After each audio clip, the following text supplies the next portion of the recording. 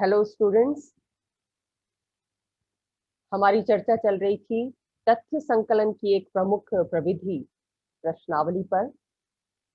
पिछली क्लास में आपने जाना था कि सामाजिक राजनीतिक शोध में तथ्यों का महत्व कितना ज्यादा होता है, खासतौर से वैज्ञानिक अध्ययन की दृष्टि से।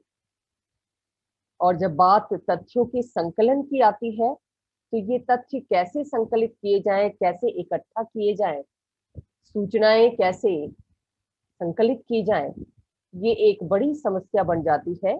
और इस समस्या के समाधान के लिए विभिन्न टेक्निक्स का इजाद किया गया है। इन्हीं टेक्निक्स में एक टेक्निक है प्रश्नावली विधि। प्रश्नावली विधि के माध्यम से शोधकर्ता प्राथमिक तथ्यों का संकलन करता है, यानी फर्स्ट हैंड डाटा उसके द्वारा उत्तरदाताओं से प्राप्त किया जाता है। ये प्रश्नावली बहुत उपयोगी साबित होती है अगर शोधकर्ता सोच विचार कर उसका निर्माण बहुत सावधानी पूर्वक करता है। उस प्रश्नावली में विषय के विभिन्न पक्षों से संबंधित प्रश्नों को क्रमबद्ध तरीके से लिखता है।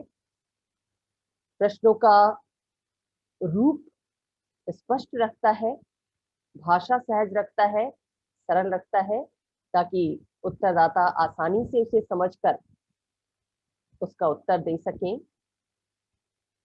प्रश्नावली के फिजिकल अपीयरेंस पर वो ध्यान देता है, यानी जो छपाई है वो स्पष्ट होनी चाहिए, साफ सुथरी होनी चाहिए, अच्छे कागज का इस्तेमाल किया जाना चाहिए। और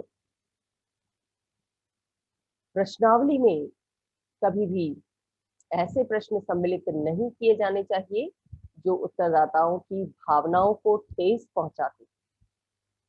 सबसे प्रमुख बात यह है कि हर प्रश्नावली के साथ एक पत्र संलग्न होना चाहिए जिसके पास प्रश्नावली भेजी जा रही है, ये स्पष्ट करते हुए कि इस प्रश्नावली से संकलित तथ्यों का उद्देश्य क्या है, पर्पस क्या है, और उत्तरदाताओं के उत्तर गोपनीय रखे जाएंगे, उन्हें प्रकाशित नहीं किया जाएगा, ताकि हर उत्तरदाता निसंकोच और निडर होकर प्रश्नों का उत्तर दे सके। क्योंकि सही उत्तर प्राप्त होने पर, सही सूचनाएं प्राप्त होने पर ही शोध का उद्देश्य पूरा होगा, सही निष्कर्षों तक, वैज्ञानिक निष्कर्षों तक पहुंचना संभव होगा। तो एक अच्छी प्रश्नावली में ये सारी खूबियां होती हैं। अब प्रश्नावली विधि का लाभ क्या होता है? शोध कार्य में प्रश्नावली विधि का ही क्यों प्रयोग किया जाए, खासतौर से प्राथमिक तथ्यों के संकलन में? बहुत पॉपुलर है ये विधि प्राथमिक तथ्यों के संकलन की, क्योंकि इस विधि के माध्यम से शोधकर्ता को शोध कार्य में बहुत सारे लाभ मिलते हैं। जैसे प्रश्नावली के माध्यम से तथ्य संकलित करना कंपैरेटिवली इजी होता है, आसान होता है। क्यों? क्योंकि प्रश्नावली डाक के माध्यम से उत्तरदाताओं के पास भेजी जाती है और शोधकर्ता को सूचनादाताओं से प्रत्यक्ष संपर्क स्थापित करने की आवश्यकता नहीं होती। अगर हर चयनित निदर्शन से, हर उत्तरदाता से शोधकर्ता सीधे संपर्क स्थापित करेगा तो ऐसा करना उसके लिए अपेक्षाकृत कठिन होगा, क्योंकि उत्तरदाता हो सकता है भौगोलिक दृष्टि से दूर दूर बिखरे हुए हो। एक स्थान पर एक बार जाएगा शोधकर्ता, दूसरे स्थान पर दूसरी बार जाएगा, उसके लिए समय फिक्स करेगा, उसके लिए संसाधन होने चाहिए उसके पास। प्रश्नावली इन सारी समस्याओं का समाधान प्रस्तुत करती है, क्योंकि इसमें जो शोधकर्ता होता है एक बार प्रश्नों का निर्माण कर लेता है, प्रश्नों की सूची तैयार कर लेता है, फिर उस सूची को एक साथ डाक के माध्यम से कई उत्तरदाताओं को पोस्ट कर सकता है और उस प्रश्नावली के साथ ही वो लिफाफा भी अटैच करता है ताकि लौटती हुई डाक से उत्तरदाता उस प्रश्नावली को भरकर वापस कर सके। तो इस विधि के माध्यम से तथ्य संकलित करना अपेक्षाकृत आसान हो जाता है शोधकर्ता के। और आजकल इंफॉर्मेशन टेक्नोलॉजी के जमाने में शोधकर्ता केवल कंप्यूटर पर प्रश्नों का निर्माण करके विभिन्न टूल्स के माध्यम से और लिंक सेंड कर देता है अपने चयनित उत्तरदाताओं के पास, और कुछ ही समय में उसे उनके उत्तर भी प्राप्त हो जाते हैं। तो ये विधि बड़ी सहज है अन्य विधियों की तुलना में तथ्य एकत्रित करने की दृष्टि से। दूसरा, जैसा मैंने आपको बताया कि कई बार शोध कार्य में जिन उत्तरदाताओं का चयन किया जाता है निदर्शन के रूप में, सैंपल के रूप में, वो इतनी दूर स्थित होते हैं भौगोलिक दृष्टि से कि उनसे आसानी से संपर्क नहीं किया जा सकता। वहां पर प्रश्नावली विधि उपयोगी साबित होती है क्योंकि प्रश्नावली डाक के माध्यम से भेजी जाती है। तीसरी उपयोगिता प्रश्नावली की ये होती है कि प्रश्नावली विधि व्यवस्थित अध्ययन को प्रोत्साहित करती है, यानी वैज्ञानिक अध्ययन को प्रोत्साहित करती है। कैसे? क्योंकि शोध कार्य के विषय में जो उपकल्पनाएं शुरू में निर्मित की जाती हैं शोधकर्ता के द्वारा, उपकल्पना यानी शोध के विषय में पहले ही निकाला गया निष्कर्ष, तो जितनी उपकल्पनाएं शोधकर्ता के द्वारा निर्मित की गई हैं शोध विषय के संबंध में, उन उपकल्पनाओं के अनुसार विभिन्न पक्षों के बारे में क्रमिक ढंग से सूचनाएं प्रश्नावली के माध्यम से प्राप्त की जा सकती है। क्योंकि प्रश्नावली में जो प्रश्न रखे जाते हैं वो उपकल्पना के अनुसार ही रखे जाते हैं। एक उपकल्पना से संबंधित कुछ प्रश्न हो गए, फिर दूसरी उपकल्पना से संबंधित दूसरे प्रश्न हो गए, तीसरी उपकल्पना से संबंधित कुछ और प्रश्न हो गए। इस तरह से शोधकर्ता क्रमिक ढंग से प्रश्नों का निर्माण करता है, और जब प्रश्नों का निर्माण क्रमिक ढंग से किया जाता है तो उनका उत्तर भी क्रमिक ढंग से प्राप्त होता है। ऐसे उत्तरों को, ऐसे तथ्यों को एनालाइज करना, उनका विश्लेषण करना, उनका वर्गीकरण करना आसान होता है, और इससे व्यवस्थित अध्ययन को प्रोत्साहन मिलता है।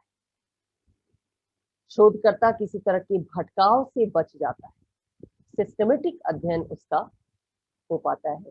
वो स्टेप बाय स्टेप शोध के एक चरण से दूसरे चरण में पहुंचता जाता है।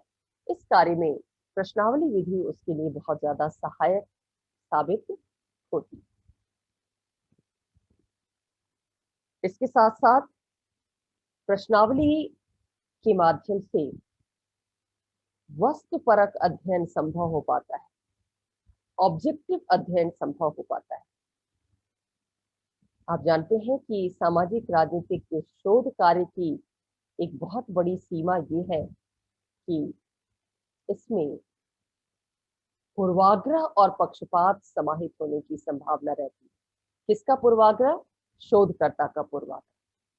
उसके मूल्य, उसकी पसंद नापसंद उसके अध्ययन पर हावी हो जाते। प्रश्नावली इस पक्षपात से शोधकर्ता को बचाती है। कैसे बचाती है? कि प्रश्नावली डाक के माध्यम से भेजी जाती है, और जब डाक के माध्यम से वो उत्तरदाता के पास पहुंचती है तो उस समय शोधकर्ता उसके पास प्रत्यक्ष रूप से मौजूद नहीं होता। अगर शोधकर्ता मौजूद होता तो हो सकता है कि उत्तरदाता के उत्तर पर उसकी मौजूदगी का प्रभाव पड़ जाता, उसके शोधकर्ता की रुचियों का प्रभाव, उसकी पसंद नापसंद का प्रभाव पड़ जाता। हो सकता है शोधकर्ता उसे जिस तरफ निर्देशित करता, उत्तरदाता उसी उत्तर पर निशान लगाता। लेकिन चूंकि प्रश्नावली डाक के माध्यम से भेजी जाती है, वहां पर शोधकर्ता उपस्थित नहीं होता, इसलिए उत्तरदाता निष्पक्ष रूप से प्रश्नों का उत्तर देता है। उसके ऊपर शोधकर्ता के विचारों, मतों और भावनाओं का कोई प्रभाव नहीं पड़ता। तो ये एक बड़ा लाभ है प्रश्नावली विधि का, जो लाभ साक्षात्कार में नहीं मिलता या अनुसूची में भी इस लाभ को प्राप्त नहीं किया जा सकता। प्रश्नावली के माध्यम से जब तथ्य संकलित किए जाते हैं तो कम समय में और कम लागत पर अधिक सूचनाएं एकत्रित की जा सकती हैं। कंप्यूटर का, मोबाइल फोन का प्रयोग करते हुए प्रश्नों की सूची निर्मित कर, लिंक शेयर करके बहुत ही चंद मिनटों में जो शोध करता है वो ज्यादा से ज्यादा सूचनाएं प्राप्त कर सकता है। इसमें समय भी कम लगता है। डाक के माध्यम से भी अगर प्रश्नावली भेजी जाती है तो भी अपेक्षाकृत इसमें कम समय लगता है और कम धन खर्च होता है शोधकर्ता का, क्योंकि उसे हर उत्तरदाता से प्रत्यक्ष संपर्क स्थापित नहीं करना पड़ता।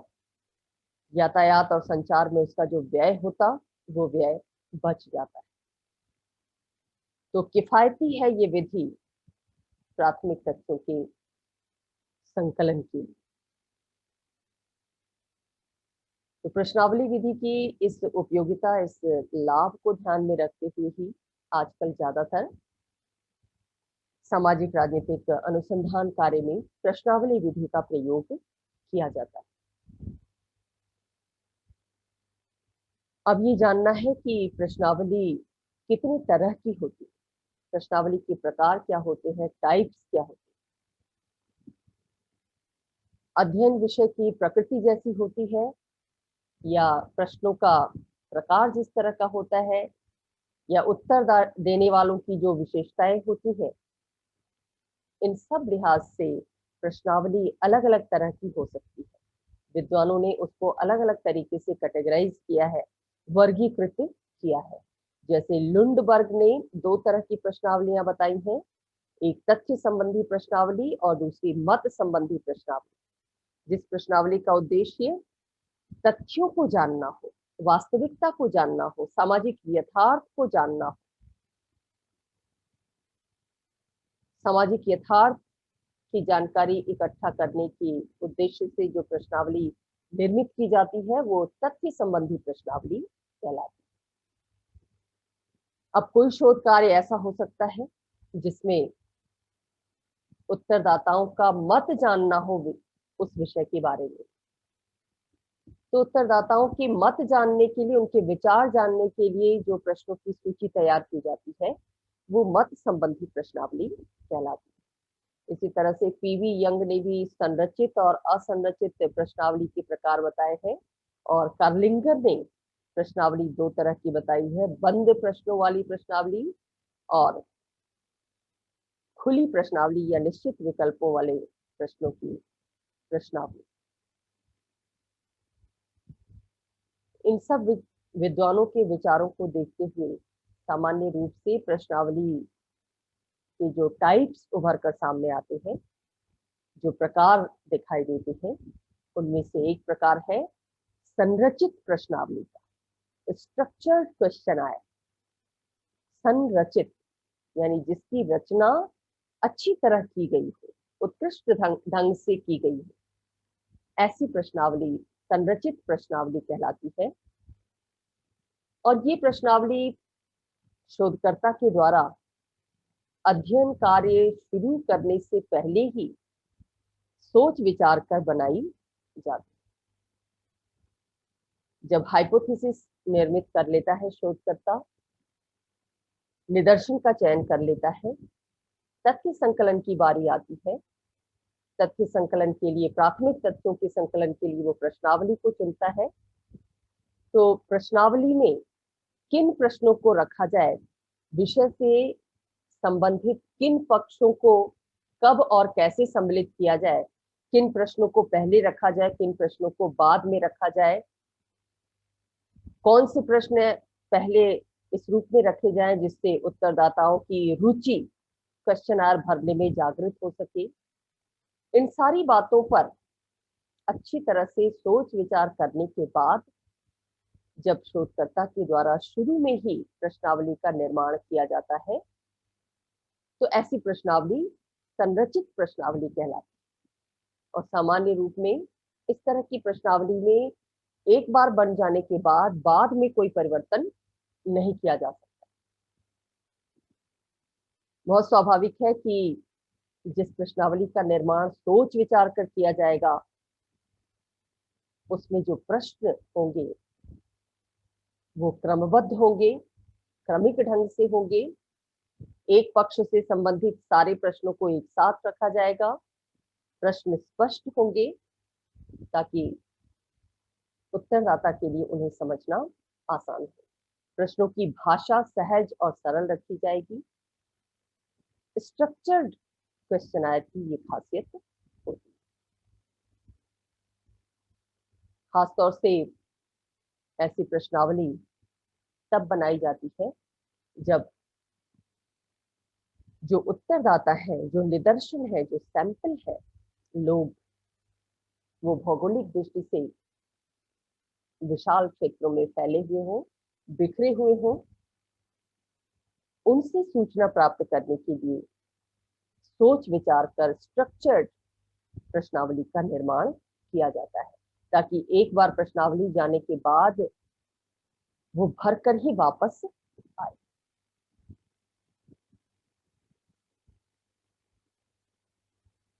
कई बार जो संकलित तथ्य हैं पहले से ही अन्य विधियों के माध्यम से जो संकलित किए गए हैं तथ्य, उनकी पुनर्परीक्षा के लिए भी संरचित प्रश्नावली का प्रयोग किया जाता है।